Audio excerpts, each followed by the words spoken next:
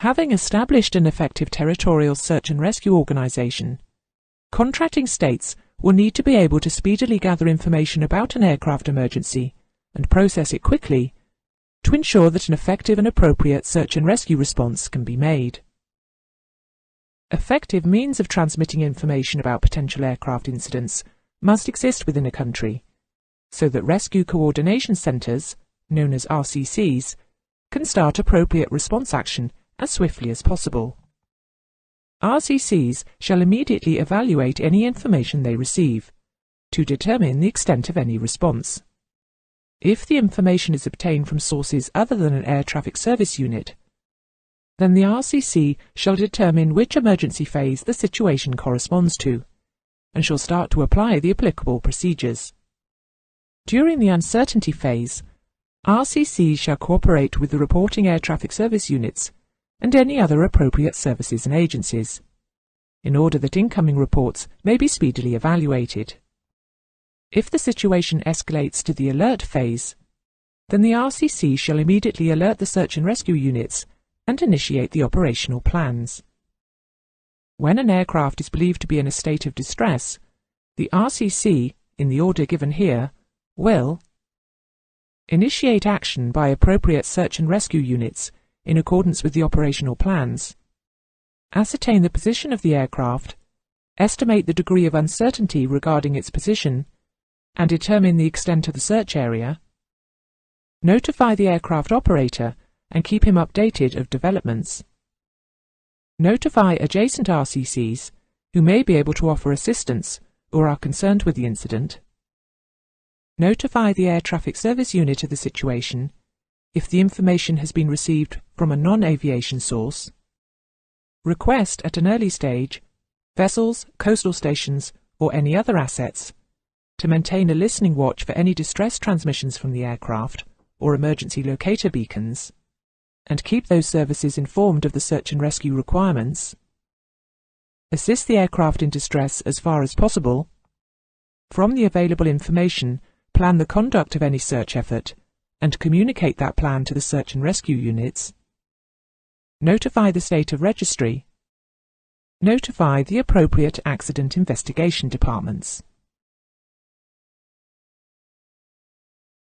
When a pilot in command intercepts a distress signal, message or transmission, he shall record the position of the craft in distress, if possible, take a bearing on the transmission, inform the relevant RCC or air traffic service unit of the distress transmission, at his discretion, whilst awaiting instructions, proceed to the position of the emergency call.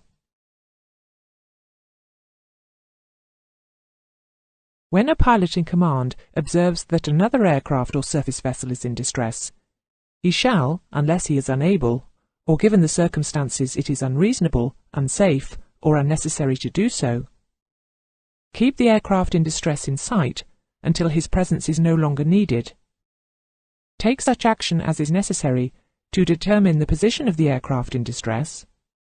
Report to the RCC or Air Traffic Service Unit as much of the following as he can: the type of aircraft in distress, its identification and condition, its position expressed in geographical coordinates, radio navigational fix or distance and bearing from a known landmark, the time of the observation, the number of observed survivors, the number of observed life rafts and occupants, the apparent physical condition of any survivors.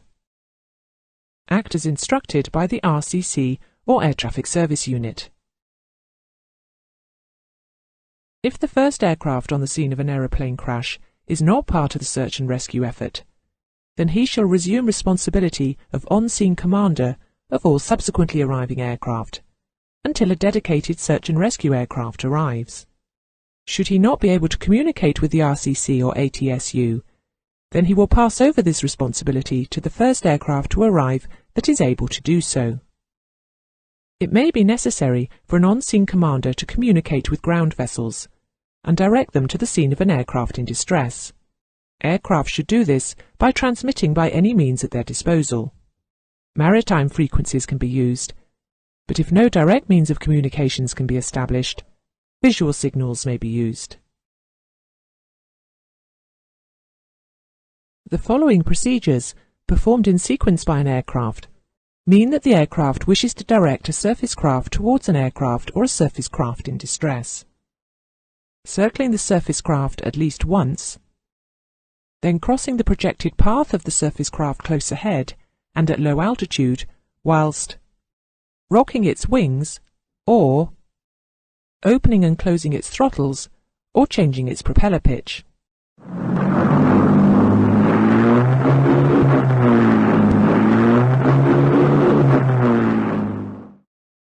Then heading in the direction in which the surface craft is to be directed. To signal that the assistance of the surface craft is no longer required, the following procedure should be performed. Cross the wake of a vessel close astern at a low altitude, whilst rocking your wings, or opening and closing the throttles, or changing the propeller pitch.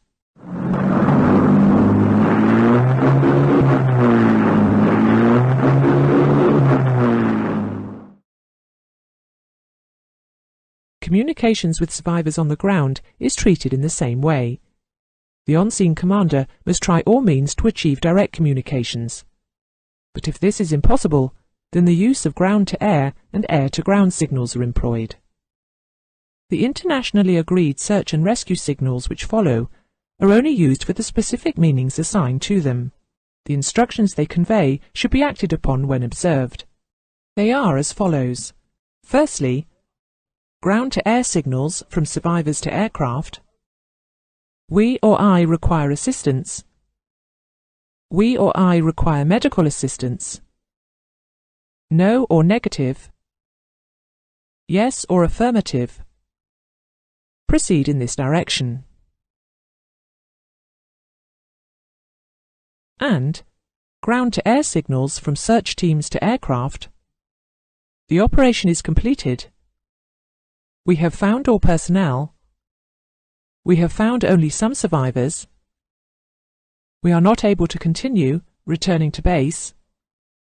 Have divided into 2 groups, each proceeding in the direction indicated. Information received that the aircraft is in this direction. And nothing found, will continue the search.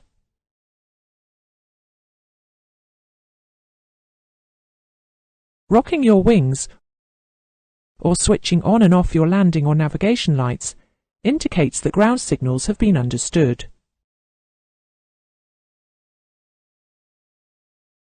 Packaged up supplies can be dropped to survivors, and the content of such packages can be conveyed by the attachment of coloured streamers. ICAO document 7333 specifies the following. Red signifies medical and first aid supplies. Blue signifies food and water. Yellow signifies blankets and protective clothing.